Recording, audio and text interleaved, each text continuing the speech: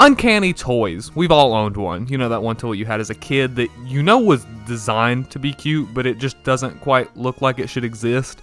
It's kind of like animatronics, like we all have just sort of agreed universally that these things are creepy, and yet they continue to just be there. And then some dude came along and made this, Five Nights at Freddy's, a game that took the concept of animatronics being creepy and totally ran with it, finding huge success in the process. Which begs the question, what if somebody were to give your childhood toys the same treatment? Enter Tattletale, the game we're going to be covering today. You might actually remember Tattletale. It was pretty popular for a minute back in 2017, which is when I picked it up. I was going to do a Let's Play on it at one point. It's hard to believe I was still doing Let's Plays 3 years ago, when I never got around to it, and as such, it's just kind of sat in my backlog on my Steam account ever since. Let's give it a look. In Tattletale, you play as a nameless child protagonist, presumably one of the ones in this picture, because if not, that would be kind of weird. The game starts out on December 20th, 1998, 5 days before Christmas. You're just too excited to wait any longer, so you sneak downstairs to take a quick peek at your gifts. Luckily for you, your parents went all out this year and bought you a baby talking Tattletale, the hottest new toy this holiday season. There are so many things you can do with your new Tattletale. You can feed him actual real human food. I don't really want to think about how that works. You can brush his hair, play with vases, and of course, play hide and seek. The first night introduces you to the most basic mechanics of the game. You'll carry Tattletale around, completing whatever tasks the game lays out for you that night, all the while tending to Tattletail's 3 basic needs: hunger, grooming, and charging.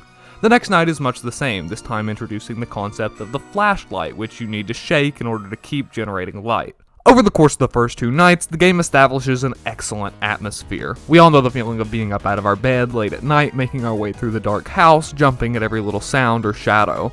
Tattletale as a game replicates this feeling remarkably well. The house you explore feels threatening and concerningly open, making you want to lock yourself in your room and not come back out until the sun comes up. And the worst part? The atmosphere doesn't just stay as atmosphere for very long. Night 3 introduces you to Mama Tattletale, sold separately of course. Mama seems relatively innocent when you first encounter her, but it isn't long before she fully settles into her role as the primary antagonist and new main focus of the game. From this point forward, you constantly have to worry about Mama. She appears in the dark, just outside of your peripheral vision, and she'll attack you if you get close or make too much noise, resulting in an instant death. As you move through the next few nights, completing tasks like playing with the other Tattletales or setting up a tea party, Mama will periodically pop up and shut off the lights. When Mama's hunting you, you need to do your best to be absolutely silent, which is not easy considering the baby talking Tattletale you constantly have in your hand just loves screaming. Give me a treat! Give me a treat! If at any point you let one of his 3 basic needs fully deplete, he'll start loudly complaining, a death sentence if Mama's nearby. Keeping up with these tasks are pretty easy though, as long as you pay attention to the bars in the upper left. You should be able to mostly get by without an issue. The much harder challenge is appeasing Tattletale's aversion to darkness. If the light level in the room drops below a certain threshold, you guessed it, he'll activate his patent-pending location signaling beacon that surely means you won't survive the night. The solution to this, of course, is to keep your flashlight running when Mama's a threat. Simple, right? Well, not really, because winding up your flashlight also makes noise. The best strategy I've found for dealing with this is literally just to leave any room Mama's in when you need to wind up your flashlight. Alternatively, you can usually get by with only giving short and frequent shakes even when in earshot, barely managing to keep Tattletale quiet. By night 5, you're helping the Tattletales conduct an evil ritual to banish Mama Tattletale once and for all, and then heading back to bed like you do every night as if none of this is out of the ordinary.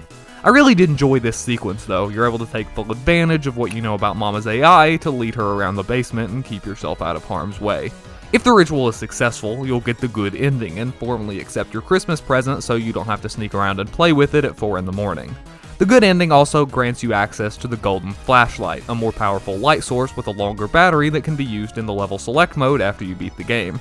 If you were playing near launch, this would actually be where we would leave things off, but we have one more topic to cover, and that's the Kaleidoscope. You see, sometime after the release of Tattletale, Wageter Electronics released a free expansion to the original game called the Kaleidoscope. This campaign centers around the protagonist waking up on Christmas morning only to find a strange, monotone, and frankly boring version of Tattletale wrapped under the tree. Glasses are like windows that help you see. After a brief correspondence with a mysterious note writer, it's determined that someone or something has been messing around with your memories to make you remember the 5 days leading up to Christmas entirely differently than they actually happened. After traveling back through your memories containing strange, twisted versions of events leading up to the ritual, you're finally faced with a choice. Head back to bed and leave Tattletale as a kind of weird and boring memory forever, or head into the Kaleidoscope, a fractured and incoherent version of reality where all memories are stored. The Kaleidoscope campaign is much more of a spooky walking simulator than the first one. There's only one short sequence the entire time where you can actually be killed, and other than that, there really isn't much else in the way of actual objectives. But, nonetheless, I really enjoyed my time in the Kaleidoscope. The atmosphere is still impeccable, and it's a lot of fun to explore a new map with a more story-centric mission. And that's really all I have to say about Tattletale. I had a really good time with this game, and I'm glad to finally cross it off the old backlog. The ethos is amazing, the jump scares don't feel cheap or gimmicky, and whether you're playing with a couple of friends or alone in the dark, it's definitely good for a couple of scares. The second campaign is nothing to get worked up over, but it extends playtime in a welcome way, and it'll be right up your alley if you're a big fan of walking simulators like me. I'm not really sure what else there is to cover. If you're looking for something spooky to play this Halloween, or hey, even Christmas, go pick up Tattletale. It's only $5 and everyone could use another Steam ribbon. Or if you aren't really the type to play horror games yourself, cozy up on the couch with a playthrough by your favorite YouTuber. It's a good time. And that concludes the second week of Spooktober. Hopefully you enjoyed it. There's still a lot more spooky games coming up this month, so if you haven't already subscribed, I totally recommend you do so you don't miss out on any of the scares. With that being said, I really hope you enjoyed this video. If you did, it would mean an absolute ton if you could drop a like, and even better, leave a comment down below telling me what you think. I love interacting with commenters, so it's always great to hear from you. I also just want to take a moment to thank everyone for all the support recently. I put a lot of time into my videos, so it's great to know that people are watching and enjoying them. If you want to do more to help out the channel, the #1 thing you can do is always share it with anyone you think might enjoy it. I will be forever in your debt.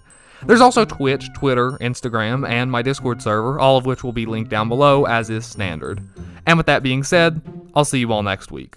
And as always, Me love you.